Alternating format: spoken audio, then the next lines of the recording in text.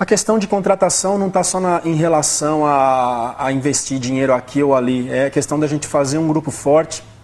Podemos perder jogadores agora. E a gente tem que trabalhar com isso. Jogadores que se destacaram, a janela abrindo agora. E a gente não pode ser pego de surpresa, né? A situação do Pablo que ainda está para resolver. Daqui a pouquinho aparece algo por Balbuena. Então a gente tem que estar já com alguém aqui dentro, se ambientando, conhecendo para dar sequência depois durante o ano. Você não acompanha o dia a dia, né? São jogadores, são clubes que contratam jogadores os melhores do mundo. Então é muito difícil falar. Eu gosto de Guardiola, de Ancelotti, de Mourinho, cada um com o seu estilo, com o seu pensamento de jogar. Mas é muito mais fácil assim, para mim falar com quem eu trabalhei, que é o Mano, com quem eu falo sempre, principalmente o Tite, 2 anos e meio com o Mano, 5 anos e meio com o Tite, por conviver, por discutir, por traçar ideias, planos, levar para treinamento e depois ver resultado em campo, né? Por isso que é mais fácil falar. E até estão se falando muito de se a gente está muito abaixo, né, dos treinadores da Europa.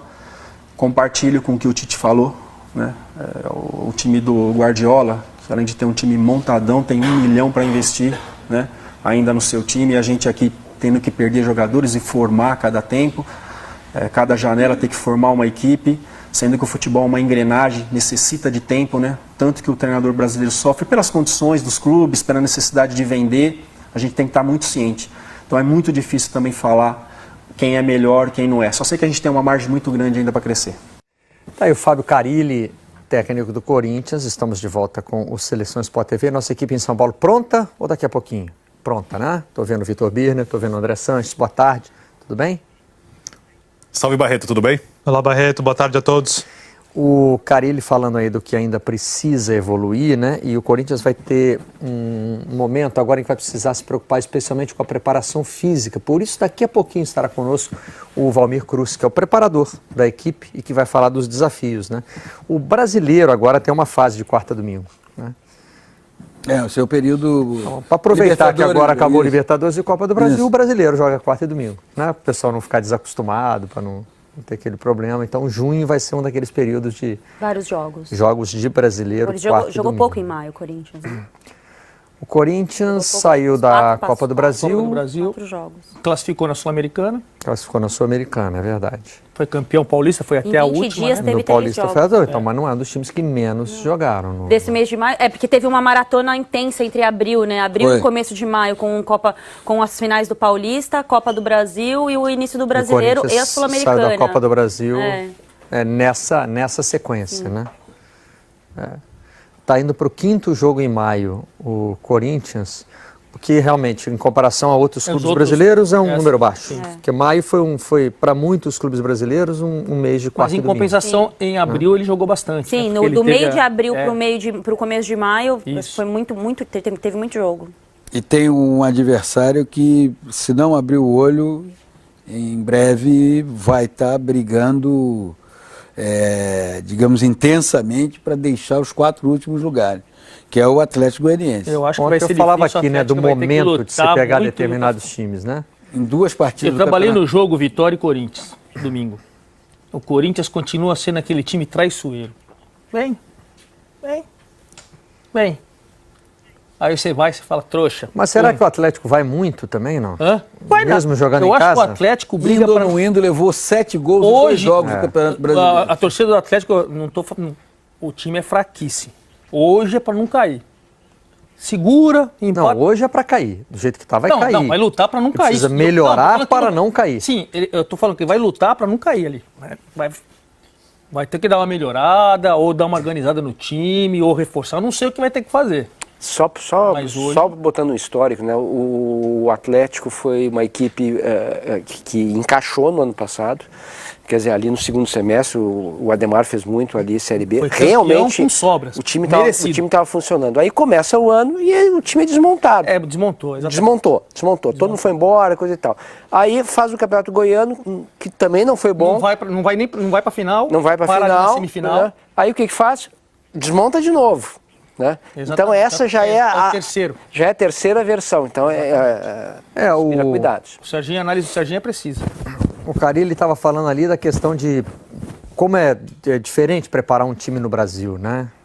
Que não tem mais dinheiro entrando toda hora. Não tem reserva para contratar jogador. Tem jogador saindo toda hora. Cada vez se exige mais do técnico, cada vez se exige mais conhecimento de exploração de elenco do técnico. E vem trabalhando não bem. Não basta Carilli, só você né? ter jogadores. E esse o Carilli ponto, está trabalhando muito bem. E esse muito ponto bem. é o mais importante. O técnico precisa ter um conhecimento claro do que é o seu elenco. Sim. E, ao mesmo tempo, a humildade de dizer, com esse elenco eu consigo fazer isso. Mesmo que isso não seja o que ele, quando está fazendo a barba lá, considera a melhor ideia para futebol. Mas quem tem que vir a público e dizer não é ele. Vou te falar uma coisa. Quem tem que vir a público e referendar é o diretor. O que ele precisa é de uma diretoria de futebol que trabalhe com ele agora. Porque antes ainda, o Carilli, antes do título, por quê? Vamos lá. Quem deram o Casim para ele? O Casim joga? Não vai jogar, porque o Casim não tem bola para jogar no time titular. Naquela época o Carilli não tinha voz, hoje ele já tem. Deram lá, Felipe Souto. Felipe Bastos. Felipe Bastos. Não jogou 19 minutos e subiu. Por quê? O Carilli conhece os caras que ele tem e os caras que chegaram. Opa, chegou aqui, eu tenho aqui melhor, pô. Minha molecada da base. Então. Liberou o Wendel, porque ele sabia do Arana. É isso. Então é um cara inteligente, um cara que quietinho, o que deu pra ele, ele foi colocando. O que eu digo, Marcelo, assim, o foi técnico não precisa vir a público e dizer, meu time é isso, minha ideia é aquela. O que ele pediu, você viu, o Gabriel. Conheceu o elenco. Jogou. Pablo, jogou. Os caras que ele sabe que... Os caras que ele foi... Então a diretoria precisa trabalhar com ele, porque ele trabalha bem, ele é competente... E aí precisa trabalhar com ele. E no meio desse desafio todo, né, é bom que o time esteja na ponta dos cascos também. Valmir está pronto para participar aqui conosco, eu já tinha anunciado. Tudo bem, Valmir? Boa tarde, seja bem-vindo à Seleção. Oi, boa tarde, Marcelo. Um abraço a todos aí. Muito legal participar com vocês aí no Seleção para esclarecer algumas coisas. Então, a gente estava falando aqui dos próximos desafios que vem aí. Essa tem sido já uma temporada muito intensa, né? Ela está diferente das outras por causa dessa nova composição de Libertadores, talvez mais times na Sul-Americana já começando logo cedo, Copa do Brasil também com os times da Libertadores. A gente tem visto muitos times nesse embalo de quarta e domingo, desde um momento muito cedo ainda na preparação, né? Nós tivemos a apresentação dia 11 de janeiro e nós começamos a jogar no dia 18, ou seja, apenas uma semana nós já estávamos participando de uma competição que foi a Florida Cup, né? Então, um espaço muito curto de preparação. Aí nós tivemos praticamente até o mês passado, a cada 3 dias, um jogo. Então, no mês de abril, jogos decisivos de Copa do Brasil, que a gente infelizmente ficou fora contra o Internacional pelos pênaltis, depois o Campeonato Paulista, do qual fomos campeões, né, mais uma vez, e agora disputando a Sul-Americana, esperando realmente os times que saírem da Libertadores para participar conosco junto à Sul-Americana, que é um torneio que o Corinthians nunca venceu e que nós vamos dar realmente toda a atenção necessária para que a gente conquiste também mais esse título esse ano. Valmir, boa tarde, é a Ana que está falando. O quão importante é você ter um técnico como é o Carilli, né, um técnico jovem que trabalhou com técnicos multidisciplinares, né, que é o caso do Mano, o caso do Tite, para entender também a questão do desgaste, né, porque o Corinthians é um time que joga ali no limite do seu elenco, né, não é um dos maiores elencos do futebol brasileiro, joga ali no limite. E o quanto é importante o Carilli entender o seu trabalho da preparação física para respeitar até o limite desses jogadores para escalação, para jogos, o quanto é importante hoje para você ter um técnico como o Carilli trabalhando com esse elenco tão enxuto como é o do Corinthians? Ana, o bom é assim, eu já conheci o Carilli da minha primeira passagem aqui em 2009, né? Naquela época que nós tínhamos Ronaldo, tinha Chicão, o próprio William, que trabalha com vocês hoje. Então nós já tínhamos esse contato, já trocamos bastante figurinhas juntos, né? Isso é muito bom porque você já conhece, ou já sabe como é que o treinador pensa. E o Carilli é um cara muito aberto, né? É um cara estudioso, uma pessoa que se dedica e que ouve bastante. Tem muitos treinadores que a gente trabalha, que a gente passa algumas informações, às vezes os caras não querem saber, que acham que não são importantes, mas ele não, ele faz questão que a gente passe informações para ele, tanto de fisiologia, do departamento médico, da parte nutricional, para que ele esteja atento a tudo e tome suas decisões. Temos praticamente reuniões diárias, né, antes dos treinos, para planejarmos os treinos, e todos dão seu palpite, sua opinião, para que a coisa seja a melhor possível. Então é muito bom, é um cara jovem, cabeça boa, ele tem muito a crescer, isso a gente sabe disso, então, junto com a experiência que eu tenho, com essa juventude dele, acho que casou muito bem essa dupla e junto, lógico, da comissão técnica que trabalha conosco, a gente tem progredido bastante nesse sentido. Vamos lá para São Paulo, saber se o Birner, se o André tem pergunta, depois a gente volta aqui para o estúdio. Eu tenho uma curiosidade sim, Barreto. Valmir Cruz, boa tarde, a Vitor Birner. O Corinthians faz muito tempo que tem a preparação física elogiada, né? A gente não vê críticas, o time geralmente chega nas fases decisivas do torneio no patamar necessário. E eu queria saber até que ponto a preparação física é atrelada ao sistema de jogo. Por exemplo, se você tem um técnico que quer marcação e saída de bola, intensidade a temporada inteira, na maior parte durante os jogos, você faz uma preparação física diferente, por exemplo, do time que é um pouco mais conservador, que espera o adversário, que alterna, por exemplo, essa marcação alta com a marcação mais recuada. O sistema de jogo passa por você, por exemplo, no Corinthians, na escolha do sistema, ou você se adapta? Queria entender como é esse processo de construção do sistema de jogo do Corinthians, que é elogiado há muitas temporadas. Então, Vitor, a primeira coisa assim, eu preciso fazer aqui um elogio aos professores que trabalham comigo, aos profissionais, que é o caso do Fedato, o caso do Fabrício, o caso do Flávio e o caso do Chan. São as pessoas que me dão um apoio aqui na parte física, né? E nosso trabalho é muito integrado, essa parte técnica, tática, junto com a preparação física. Então nós damos uma base boa para que eles possam realizá-la dentro do campo. Nós costumamos falar que a gente treina como a gente joga. Então, todos os nossos treinos são em campos reduzidos e posicionados. Ou pode ser por setores, ou pode ser o time todo junto, né? Então fica muito mais fácil, porque você treina da mesma maneira que você joga. Então você posiciona os atletas, faz determinados tipos de treino, ou você quer atingir determinados objetivos, como o trabalho de potência, o trabalho de força, e isso ajuda bastante. É diferente, né? Antigamente você trabalhava muito fragmentado, a parte física de um jeito, a parte técnica, tática do outro, e isso realmente embaralhava um pouquinho o meio campo. Hoje não, esse trabalho integrado entre a parte técnica e a parte física ajudou os dois lados. Então, a parte física ajuda a técnica, a tática, e assim vice-versa, né? Nós temos sido ajudados bastante pelo esse fato de os treinadores, os auxiliares, que seria o caso do Cuca, o Osmar, o Fabinho que está conosco agora, esses trabalhos são muito bons e em potencial e potencializam, aliás, a parte física, e isso junto dá no que vocês têm visto aí no campeonato, um time compacto, um time coeso e um time que corre bastante os 90 minutos. Agora, só para entender bem, só uma curiosidade, por favor. Chega em algum momento, por exemplo, que você diz para o técnico, assim não dá? O técnico fala assim, eu pretendo fazer uma marcação alta na primeira meia hora, por exemplo, contra esse time.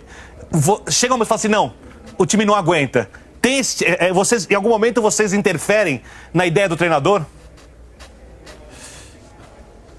Não, essa ideia de jogo, né, já é colocada durante a semana. Então nós estamos treinando e nas nossas reuniões diárias a gente comenta, olha, eu estou pensando em fazer uma marcação mais alta nesse jogo, o que vocês acham? Então é discutido ali, né, não só com a parte física, mas com a parte técnica também, o que vai ser feito, qual a estratégia que nós utilizaremos durante determinada partida, se no primeiro tempo vai ser assim, se no segundo tempo vai ser assim. Então em conjunto a gente decide realmente o que vai fazer. Eu acredito que é muito melhor assim, dessa maneira, né? Mas a palavra final realmente é do Fábio, ele que decide tudo e a gente tá só por trás vendo o que é melhor para o time. Valmir, para a gente encerrar, tem uma curiosidade minha. Quem chamou foi o André? Rapidamente, Barreto, uma dúvida sobre o trabalho com jogadores importantes que o Corinthians tem no seu elenco, jogadores que estão rendendo bastante, o Jô, por exemplo, que iniciou essa temporada voando, depois de todo um processo de readaptação ao futebol, depois de um tempo parado, o próprio Jadson, que voltou da China, teve um processo ali de readaptação para entrar em forma e também está jogando muita bola no Corinthians. Há um cuidado diferente para esses jogadores, Valmir, para os jogadores mais experientes do elenco, que precisam render dentro de campo e que não pode se machucar porque não há peça de reposição à altura no banco de reservas? Então, André, nós individualizamos demais o tipo de treinamento que nós fazemos, né? Então, a gente tem que dar assistência, orientação e cuidados especiais com todos. Se a gente pega os garotos que subiram da base, né, a gente deixa de lado e cuida só dos mais experientes, a gente fica devendo praticamente do outro lado, né? Então, nós temos cuidados com todos os atletas, sejam eles que subiram da base agora, que já estão conosco há um bom tempo, ou atletas que chegam para o Corinthians, né? Então, a gente tenta cercar de todos os lados, né, com o departamento médico, com a fisioterapia, para que a gente consiga atingir os objetivos. O caso específico do Jô e do Jadson, que estavam numa inatividade lá, vieram da China, treinaram bastante, realmente demonstraram que estavam querendo, né, melhorar a sua performance. Isso é bom porque os jovens, eles se espelham nesses ídolos, né, nesses caras mais rodados, vamos dizer assim, que foram campeões por onde passaram. Então isso é muito bom e a gente tem cuidado especial não só com um ou com outro atleta, mas com todos. A pergunta que eu vou fazer para encerrar é do outro lado. E os jovens que estão chegando? Conta pra gente como é que é essa história do Pedrinho. Ele precisa ganhar 5 quilos para se incorporar ao time? Não, Marcelo, esse foi um equívoco, acho que o jornalista escreveu, porque é impossível você ganhar 5 quilos de músculo em 4 meses. A não ser que o cara tome bomba todo dia. Não é o caso, eu já ia né? pedir essa dieta aí. Realmente é um garoto que está sendo... essa dieta aí seria bom, né? Porque o Pedrinho é um garoto que veio da base, está sendo orientado nutricionalmente, né? Nós estamos fazendo trabalhos especiais com ele antes e após os treinamentos, e esse número é realmente irreal, né? Não pode se colocar... como é que o cara vai ganhar 5 quilos de massa muscular, de músculo, em apenas 4 meses? Daí não tem a ver, é uma coisa que escreveram, mas realmente não concordo com isso daí. Inclusive alguns amigos meus me escreveram e falaram, me passa a fórmula do que vocês estão fazendo, que nós temos atletas aqui abaixo do peso, com massa muscular lá embaixo, e nós estamos querendo fazer a mesma coisa, mas... Isso daí realmente não é verdade. Lá nos Estados Unidos eles dão umas crescidas lá, mas lá o doping é relativizado, né, nos esportes americanos. Né? Lá eles acreditam na teoria de que quem cresce naturalmente é planta no mato. Mas enfim, no futebol você tem que seguir as regras, você tem que se adaptar ao que é possível. Valmir, muito obrigado por essa entrevista aqui, que esclareceu muita coisa pra gente no Seleção Sport TV. Boa tarde. Boa tarde, obrigado pelo espaço. Obrigado. Boa tarde, obrigado mais uma vez e obrigado também ao Corinthians, que sempre nos facilita. Posso te dar